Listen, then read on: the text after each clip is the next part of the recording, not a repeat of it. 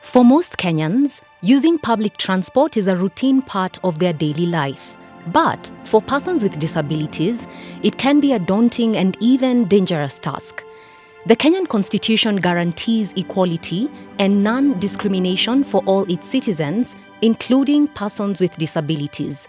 However, in practice, many of them still face significant barriers, from inaccessible buses and matatus to discrimination and stigma while trying to access public transport.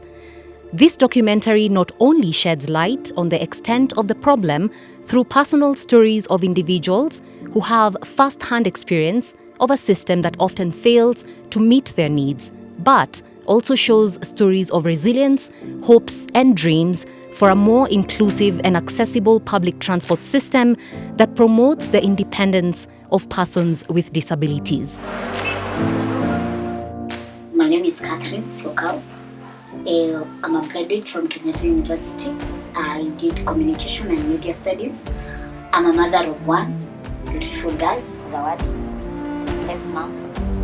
This is Zawa. Bless mom. I reside at Ruiru Kimbo. This is my place. This is where I stay with my daughter and with my aide. And I'm very passionate about issues to do with disability. My happy moments when I was growing up, it's when I was about to go to school. Ile time nilifika ya kwenda shule sasa, niko have a disability. Naona watoto wengine wanaenda shule, mimi ndio hiyo sijaanza kwenda shule. I remember the first time that niliambiwa unaenda shule kesho. I was very excited, but the problem nilikuwa nauliza, sasa nitaenda aje shule because sikuwa na wheelchair.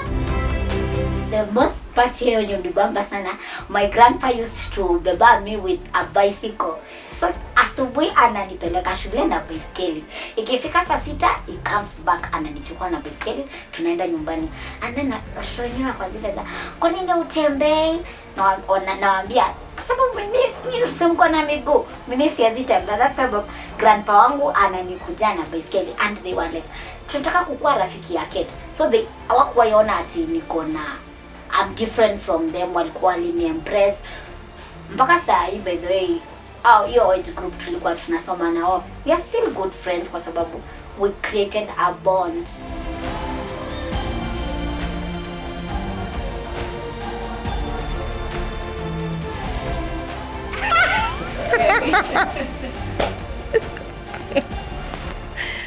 I'm Winnie Owino Ongoje. I'm a mom of one. I'm a shiatsu therapist, and I'm visually impaired, or as people know it as blind. I acquired blindness in 2010 when I was around 19 years old. So at times, during my everyday encounter, I meet different people with different behaviors. With the transport system, I use mostly public transport wakati naenda job or appointments. Yeah, so the first time I was so naive, and I realized I was not aggressive enough to maneuver or kwenda na matatu until I had someone who used to take me to work to and fro.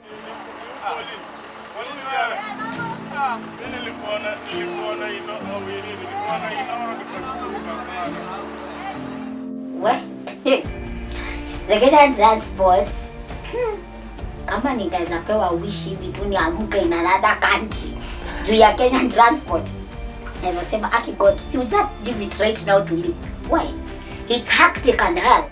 There's some good experiences and bad experiences, but when I weigh on a scale of 10, the bad ones ndizo mingi kuliko the good ones. I'm a woman with a disability and a wheelchair user. Not any woman with disability, a wheelchair user. So for me, mobility in public transport, it's very, very hectic. How? My normal day starts, let's say for example, most probably at 8 p.m. Nitoka hapa kwa nyumba with my wheelchair, naenda stretch,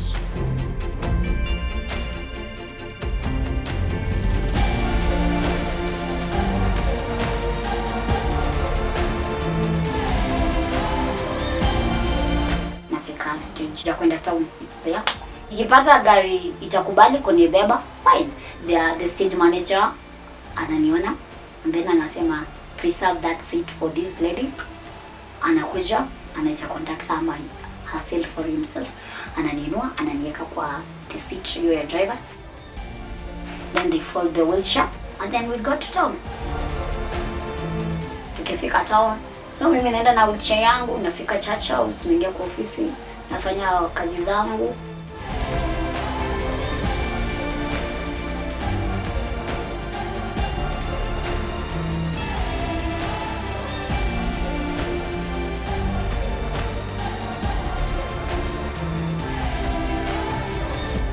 Ikifika 4:30 natoka na kuja stage. But sasa shida inakuanga when it rains, time ya mvua. That is the time una wish Mungu ungekuwa tu unaongea una Mungu unamwambia si ushikilie mvua kidogo mimi nifike mahali naenda, kwa sababu it's very hectic for us, especially a person with disability. There's this tendency when it rains, mostly in Nairobi, traffic inakuwa hivi. So when traffic inakuwa mob, gari zinaanza kukuwa na shortage. So when the matatu zinakuja kubeba watu when it's raining, hapo akunanga eti kubanga line. Si ni nani? Nipi? Hapo ni nguvu ya mtu. Nipishe.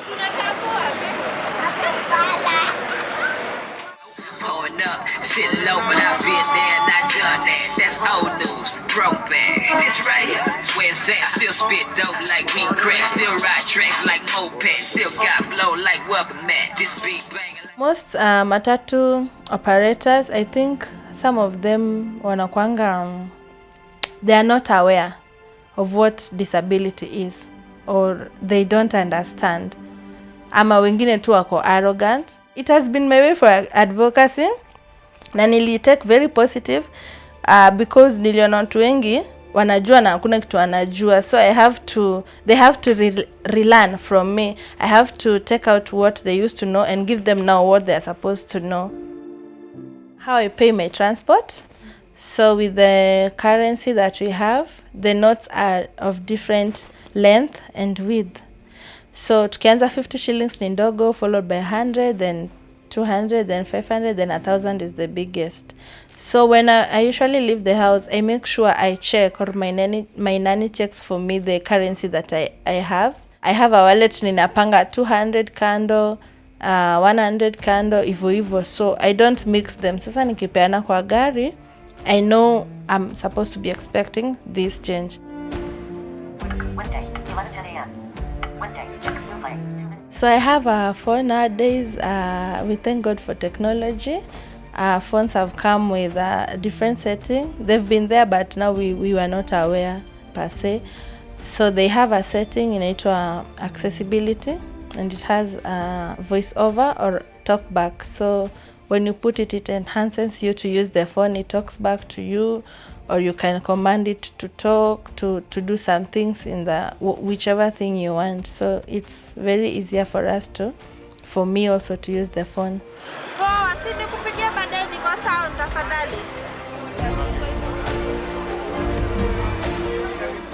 When it's time for a shower, like kila mtu ako kwa line, kila mtu anapiga lights. First come first serve. So sasa mtu kama mimi mwenye ako kwa wheelchair and as a woman kwanza, matatu conductor atapoteza client wawili akishughulika na mimi. Asipoteza client wawili akishughulika na mimi kwa sababu gani? Mimi I need time mob kuni handle, si ndio? So you find that kama si watu wenye wako na uchu ama roho ya kusaidia, you can stay kwa stage even more than 2 hours. Because I remember like Monday I went to KU to look for charger because my wheelchair may break. So sasa niko hii side ya stage ya kukuja na huku sasa pika. So a friend sasa ubeshti yangu nimeenda nimecharge wheelchair, after nimemaliza kucharge wheelchair nimekuja na beshti yangu amenisindia hapo stage. Akaniambia you be good, ya nikamwambia yes, he's on a wheelchair also. Nikamwambia yes, I'll be good. Acha ningoje matatu hapa. That was around 4:30. Nikakaa 4:30. Matatu zinakuja, nauliza mtanibeba Kimbo? Hapana. 4:30. 5. Hey, some boda guys wakaona wakani approach. Wakaniambia sasa mrembo, nikawaambia poa. Wakaniuliza, "Hey, umekaa hapa dakika mingi, kwani unaenda wapi?" Nikamwambia naenda Kimbo. Wakaniambia, "So gari za Juja ama Thika zitakusaidia?" Nikamwambia, wakaniambia, "Wacha tusimame na wewe hapa at least to travel kutafutia gari." So you see that time all hata wao sawa wame get attention, si babe, wanasimamisha gari. When they tell the guys when wako kwa hizo matatu, tuna request kama mnaweza fikisha madam at least mshukishe Kimbo. Hakuna space. Wanagonga gari wanaenda. The thing yenye ilini hurt most karibu by the way ni fork hapo. Vibaya. Gari imekuja ikiwa na watu. Sasa hapa mbele mimi si ndo nimesema hapo ndo most accessible for me. Two guys wana light. I approached this guy, the conductor. Namwambia anaenda Kimbo cause the guy hiyo gari ilikuwa Thika. Namwambia anaenda Kimbo, cheza nibeba hapo mbele. Akaniambia, "Hey madam, hapana, mimi hapana." Nikamuuliza, "Kwa nini? You not doing a favor. You are rendering a service, I'm a client na lipa." Akaniambia, "Hapana madam." Sasa hakupata mtu. So gari iko empty. Nikamwambia, "Umekataa kabisa kunibeba." Akaniambia, "Aki mimi nimekuambia sikubebi." Do you know what this guy does? Anaingia kwa pocket ana dish 20 bob. Nilimwambia, "Do I look like a beggar?" If I was someone mwenye ako na low self esteem, that could really affect me.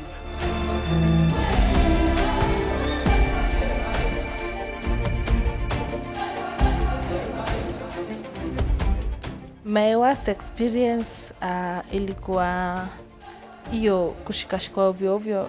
You see now, I was trying to board a matatu, easy big matatus like the 23 or 33 seater. Now you see hapo mbele kwa dere there is always a stepper. Enye una step then you unafikia kiti. So unfortunately hiyo gari haikuwa na stepper. And so these two conductors they were trying to help me board. So nikamwambia I'm okay, I'll just board. And now how they touched me until now people started like grumbling. It was so bad until nikamwambia acha tu nishuke kama hivyo vile mnapandishanga watu gari. It's not good. So I had to kujifundisha kujua town. And you see people with disability, especially the visual impairment, we use our ears a lot. So unaweza kwa place fulani unasikia magari za zikiitwa fulani, beba Isili, beba Huruma. So una learn from that point. So unajua gari za Huruma zinabebea hapa, this is the bus stop for gari za PCA nini, whichever part of the town you want to go. So when I reach town, I use either boda or the conductors or the drivers take me from point A to point B. And also more so I don't trust people a lot because one time nili fall into trap. It was very bad. Tuanduthi alinibebanga hii time tu ya curfew. Nikitoka West tunakuja home. Tukapita barabara. So unajua kama ende yangu mimi nakuanga nimekram barabara but nilikuwa kwa WhatsApp so sikuwa niko keen. Sasa tukaenda nikamuuliza, "Tuko wapi Pangani?" Nikasema ni sawa juu nilisikia tumepita ile njia ya chini vile magari zinangurumanga hapo. But hiyo sikuwa kuwa na magari. So nikamuuliza, "Na sasa tumefika wapi?" Ati madam tuko Kiambu Road. Nikamuuliza, "Kiambu Road na All Soaps na Kariobangi South zinaingilia wapi?" Ati wewe hata leo nitakuonesha mambo. Guy, nilishtuka. Hiyo time mtoto wangu alikuwa 7 months. Nilijaribu sana kujirusha but nilikuwa naona nikijirusha nitaumia na mtoto wangu atabaki na nani. Haya. Nikasema tukijirusha naye na maybe mimi nikikufa ya abaki. Sasa nikakuwa tu calm. Na sasa hizo unaogopa vile tukapita karaunda nyingine hapo, I think hiyo ya kuingia also. Nikasikia tu beba Dandora. I jumped, niliumianga. Sasa vile niliruka nikaanguka kwa ditch, akakujambia akanichukua akanirudisha kwa boda. Nikasema, "Mbona unanirudisha kwa boda?" Na I started screaming. Afa watu wakakuja wakaanza kuassess nini, kuuliza kidogo wameanza kuchapwa. Sasa hapo ni karibu na GSU wakaitwa. Wakakuja. Unajua mtu alipatikana na pen knives 2. I think he was just a criminal.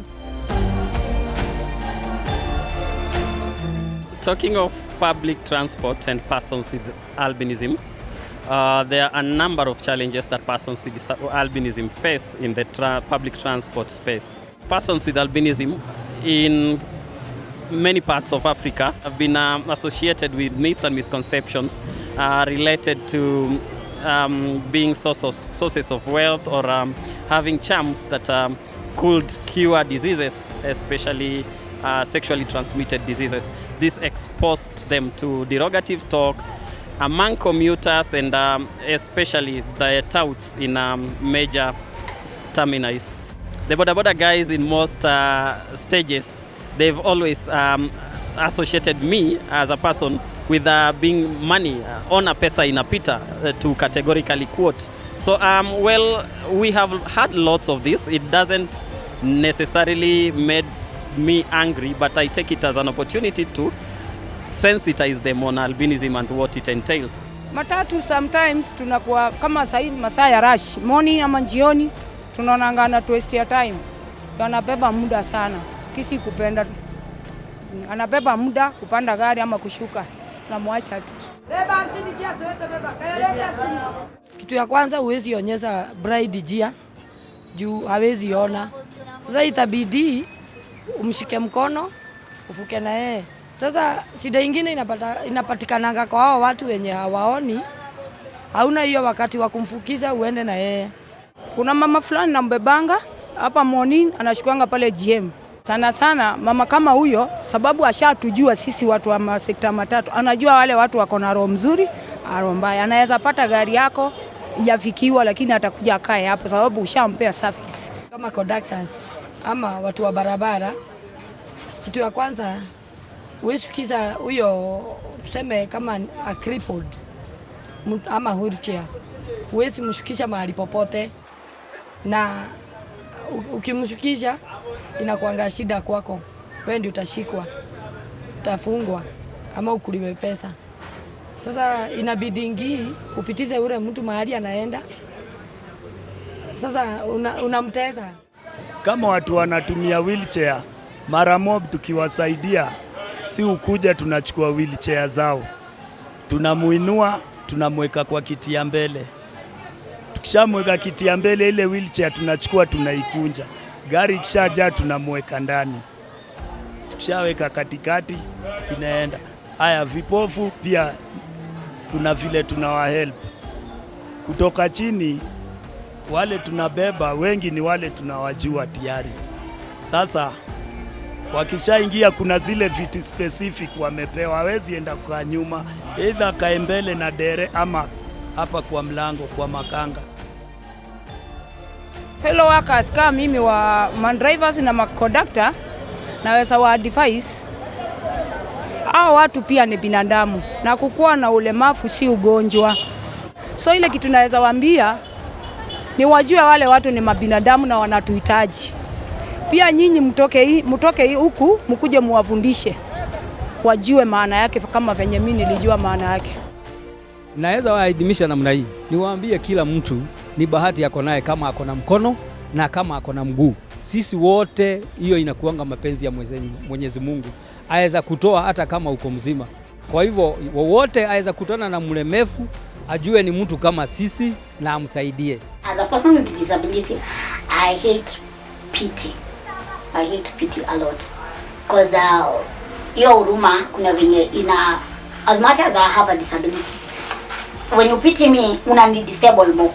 Because unaona I'm not capable of doing anything. But when you give me empathy, I'm going to do anything. Kama serikali ama MTCA ndio wako sekta ya transport, tafadhali naweza waomba hao watu wakiingia kwa gari zetu hakuna nafasi. Kama wanaweza leta new model ya mat yenye kona space yao wazee pale wanaweza kaa na wheelchair yao wenye wako comfortable waweze kufika pale wanaenda.